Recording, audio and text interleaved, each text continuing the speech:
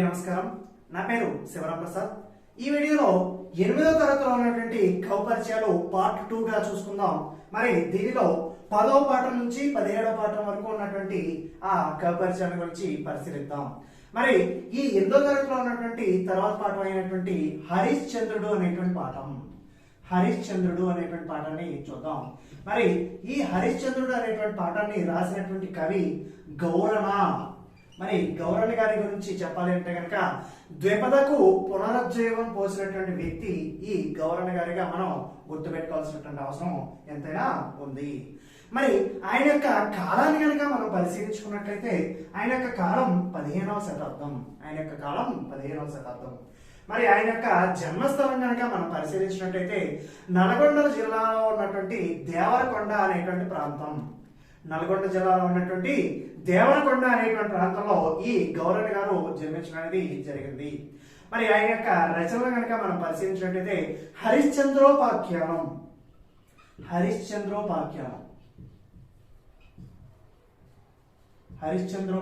అనేటువంటి రచన ఈ గౌరణ గారు రాసినటువంటి ఆ రచన. అలాగే నవనాథ చరిత్ర అనేటువంటి ఆ రచన కూడా ఈ గౌరవంగానే రాయడం అనేది జరిగింది. అలాగే ఆయన సంస్కృతంలో లక్షణ దీపిక, సంస్కృతంలో రాసినటువంటి ఆ గ్రంథం లక్షణ దీపిక అనేటువంటి ఒక గ్రంథాన్ని కూడా ఆయన రాయడం అనేది జరిగింది. మరి ఆయన యొక్క బిరుదుని కనుక మనం పరిశీలించినట్లయితే సరస సాహిత్య విచక్షణుడు అనేటువంటి బిరుదుని పొందడం అనేది ఈ బిరుదుని ఆయన పొందడం అనేది జరిగింది. అలాగే ఆయన యొక్క ఇతర విషయాలు కనుక మనం పరిశీలించినట్లయితే ఈయన యొక్క శైలి అనేది చాలా మనోహరమైనటువంటిది. సామెతలు అలాగే జాతీయాలతో కవిత్వం అనేది అలరారుతూ ఉంటుంది అని మనం చెప్పుకోవచ్చు. అలాగే అచ్చ తెలుగు పెలుకుబళ్ళు అలాగే ఈ కవిత్వం నిండా రసగుళికల్లాగా జాలువారుతుంటాయి అని మనం చెప్పుకోవచ్చు. అలాగే ఈయన యొక్క పద ప్రయోగంలో నైపుణ్యం అనేది అడుగడుగునా కనిపిస్తుంది అని మనం చాలా వరకు చెప్పుకోవడం అనేది జరుగుతుంది. మరి ఆ తర్వాత ఉన్నటువంటి కవిని పరిశీలిద్దాం. ఆ తర్వాత ఉన్నటువంటి ఆ కవిని కనుక మనం పరిశీలించినట్లయితే ఆ తర్వాత ఉన్నటువంటి ఆ పాఠం జీవన భాష్యం అనేటువంటి ఆ పాఠం. మరి ఈ జీవన భాష్యం అనేటువంటి ఆ పాఠాన్ని రాసినటువంటి ఆ కవి ఆచార్య సింగిరెడ్డి నారాయణ రెడ్డి గారు. మరి ఆయన యొక్క కాలం కనుక మనం పరిశీలించినట్లయితే 1931 నుంచి 2017 వరకు ఆయన యొక్క కాలంగా మనం చెప్పుకోవచ్చు. మరి ఈయన గురించి కనుక మనం పరిశీలించినట్లయితే ఈ కరీంనగర్ జిల్లాలో ఉన్నటువంటి హనుమాజీపేట అనేటువంటి గ్రామంలో ఆయన జన్మించడం అనేది జరిగింది.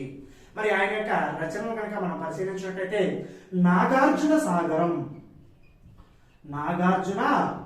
సాగరం అనేటువంటి రచన. అలాగే కర్పూర వసంత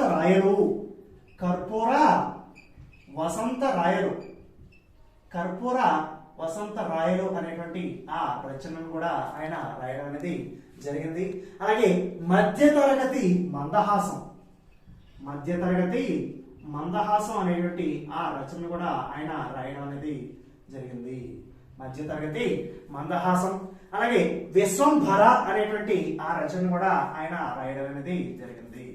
విశ్వంభర అనేటువంటి రచన. అలాగే ప్రపంచ పదులు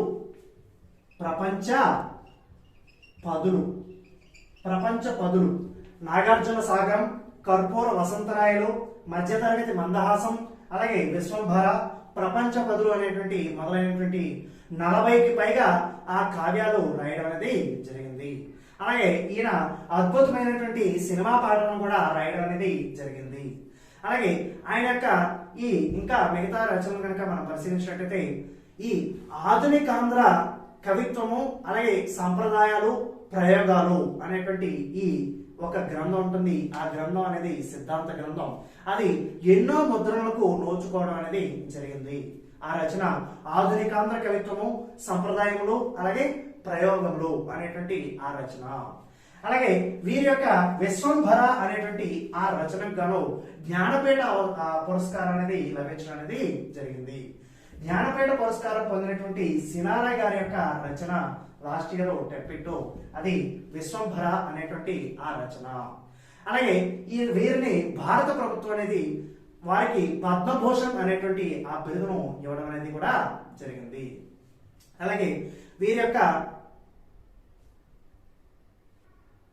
యొక్క కవిత్వాన్ని కనుక మనం పరిశీలించుకున్నట్లయితే చమత్కారం వీరి యొక్క కళానికి గణానికి ఉన్నటువంటి ప్రత్యేకత మనం చెప్పుకోవచ్చు.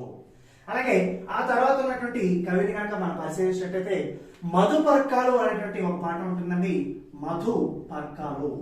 ఈ మధుపర్కాలు అనేటువంటి ఆ పాఠాన్ని రాసినటువంటి వ్యక్తి కనుక మనం పరిశీలించినట్లయితే రావూరు వెంకట సత్యనారాయణ. రావూరు వెంకట సత్యనారాయణ గారైన ఈ పాఠాన్ని రాయడం అనేది జరిగింది. మరి ఆ తర్వాత ఉన్నటువంటి కవిని పరిశీలిద్దాం. ఆ తర్వాత ఉన్నటువంటి కవిని కనుక మనం చూసుకున్నట్టయితే మరి ఆ తర్వాత ఉన్నటువంటి కవి ఆ తర్వాత ఉన్నటువంటి పాఠం సందేశం అనేటువంటి పాఠం. సందేశం అనేటువంటి ఆ పాఠం. మరి ఆ సందేశం అనేటువంటి పాఠాన్ని కనుక మనం పరిశీలించినట్లయితే దాని యొక్క కవి ఎస్టి జ్ఞానానంద కవి. ఎస్టి జ్ఞానానంద కవి ఆయన ఈ సందేశం అనేటువంటి పాఠాన్ని రాయడం అనేది జరిగింది. ఆయన యొక్క పూర్తి పేరుని కనుక మనం పరిశీలించినట్లయితే సొరగాలి తిమోతి జ్ఞానానంద కవి. సొరగాలి తిమోతి జ్ఞానానంద కవి అని ఆయన ఈ సందేశం అనేటువంటి ఆ పాఠాన్ని రాయడం అనేది జరిగింది. మరి ఆయన యొక్క కాలాన్ని కనుక మనం పరిశీలించినట్లయితే 1922 నుంచి 2011 వరకు ఆయన యొక్క కాలంగా మనం చెప్పుకోవచ్చు. మరి ఆయన యొక్క జన్మస్థలం కనుక మనం పరిశీలించినట్లయితే బొబ్బిలి తాలూకాలో ఉన్నటువంటి పెద పెంకి అనేటువంటి గ్రామం. బొబ్బిలి తాలూకా పెద పెంకి అనేటువంటి గ్రామంలో ఆయన జన్మించడం అనేది జరిగింది. ఆయన యొక్క రచన కనుక మనం పరిశీలించినట్టయితే అమ్రపాలి అనేటువంటి రచన. అలాగే పాంచజన్యం. అమ్రపాలి పాంచజన్యం అనేటువంటి రచనలు. అలాగే క్రీస్తు శతకం ఇది చాలా ఇంపార్టెంట్ అండి. క్రీస్తు శతకం. మరి క్రీస్తు శతకం అలాగే క్రీస్తు కథ లేదా క్రీస్తు చరిత్ర అంటే కనుక ఆయన దేవరకొండ బాలగంగాధర తిలక్. మరి అలాగే ఈ క్రీస్తు శతకం అంటే ఈ ఎస్టి జ్ఞానానంద కవి అని మనం చెప్పుకోవచ్చు. అలాగే నా జీవిత గాథ అనేటువంటి రచన.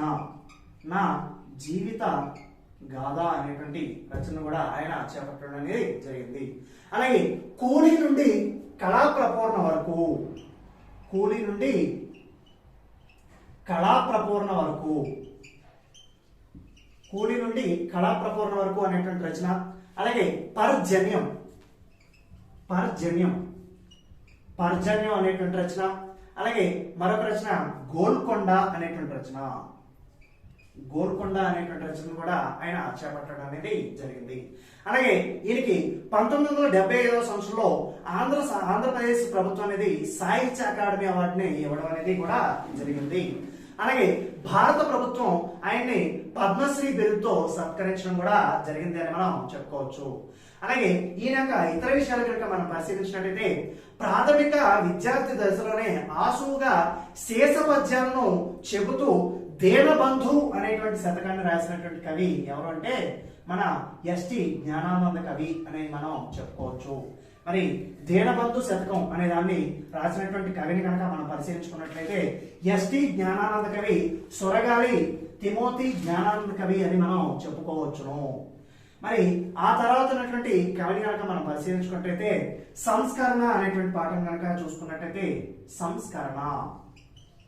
మరి ఈ సంస్కరణ అనేటువంటి పాఠాన్ని కనుక మనం పరిశీలించినట్లయితే ఈ సంస్కరణ అనేటువంటి పాఠాన్ని రాసినటువంటి వ్యక్తి నండూరి రామమోహన రావు అని ఆయన ఈ సంస్కరణ అనేటువంటి ఆ పాఠాన్ని రాయడం అనేది జరిగింది. ఆయన యొక్క కాలాన్ని కనుక మనం పరిశీలించినట్లయితే 1927 నుంచి 2011. 1927 నుంచి 2011 ఆయన యొక్క జన్మస్థలం కనుక మనం పరిశీలించినట్లయితే కృష్ణా జిల్లాలో ఉన్నటువంటి విస్సన్నపేట అనేటువంటి గ్రామంలో ఆయన జన్మించడం అనేది జరిగింది. మరి ఆయన యొక్క రచనలు కాబట్టి చూసుకున్నట్లయితే విశ్వరూపం, అలాగే విశ్వదర్శనం, అలాగే నరావతారం. విశ్వరూపం, విశ్వదర్శనం, నరావతారం అనేవి ఆయన యొక్క రచనలు. అలాగే అనుపల్లవి,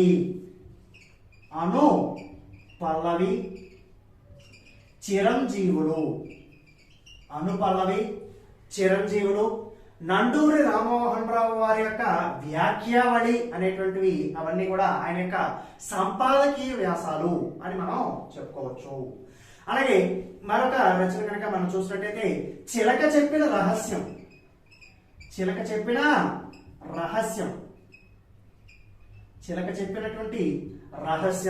అలాగే మరొక రచన కనుక మనం పరిశీలించినట్టయితే మయూర కన్య అనేటువంటి రచన. అలాగే ఇంకొక రచన హరివిల్లు. మరొకసారి విశ్వరూపం, విశ్వదర్శనం, నరావతారం, అనుపల్లవి, చిరంజీవులు, నండూరి రామ్మోహన్ రావు వారి వ్యాఖ్యావళి, అలాగే చిలక చెప్పినటువంటి రహస్యం, మయూర కన్య, హరివిల్లు అనేటువంటి ఆ రచనను ఆయన చేపట్టడం అనేది జరిగింది. మరి ఈయన జ్యోతి, ఆంధ్రజ్యోతి, బాలజ్యోతి, వనితా జ్యోతి అనేటువంటి మొదలైన పత్రికల్లో ఆయన సంపాదకులుగా వ్యవహరించడం కూడా జరిగింది. అలాగే మరి ఈయన ఆంధ్రప్రదేశ్ ప్రభుత్వం అనేది ఈయన్ను ఉత్తమ పాత్రికేయులు అనేటువంటి అవార్డుతో ఆయన్ను సత్కరించడం కూడా జరిగింది. అలాగే తెలుగు విశ్వవిద్యాలయం వారు వారిని గౌరవ డాక్టరేట్ తో సత్కరించడం కూడా జరిగింది అని మనం చెప్పుకోవచ్చు. మరి ఆ తర్వాత ఉన్నటువంటి పాఠం కనుక మనం పరిశీలించినట్టయితే మరి మనకు ఆ తర్వాత వచ్చేటువంటి పాఠం భూదానోద్యమం అనేటువంటి పాఠం. మరి ఈ భూదానం అనేటువంటి పాఠం కనుక మనం పరిశీలించినట్టయితే దీన్ని ఆచార్య వినోబా భావే గారు మూల రచయితగా మనం చెప్పుకోవచ్చు. ఆచార్య వినోబా భావే అనే మూల రచయిత. అలాగే దానిని అనువదించినటువంటి వ్యక్తిని కనుక మనం పరిశీలించినట్లయితే వేమూరి రాధాకృష్ణమూర్తి ఈయన దాన్ని అనువదించడం అనేది జరిగింది. ఇక్కడతో 8వ తరగతిలో ఉన్నటువంటి కవి పరిచయాలు పూర్తి చేసుకోవడం అనేది జరిగింది. మరి ఇప్పటికీ కూడా మన ఛానల్ని ఎవరైనా సబ్స్క్రైబ్ చేసుకోవాల్సిన వాళ్ళు ఉంటే సబ్స్క్రైబ్ చేయండి, గంట సింబల్ని కొట్టండి, అలాగే ఆల్ అనే దాన్ని యాక్టివేట్ చేసుకోండి. మేము చేసేటువంటి వీడియోలన్నీ కూడా మీకు వెంటనే వస్తాయి. Thank you.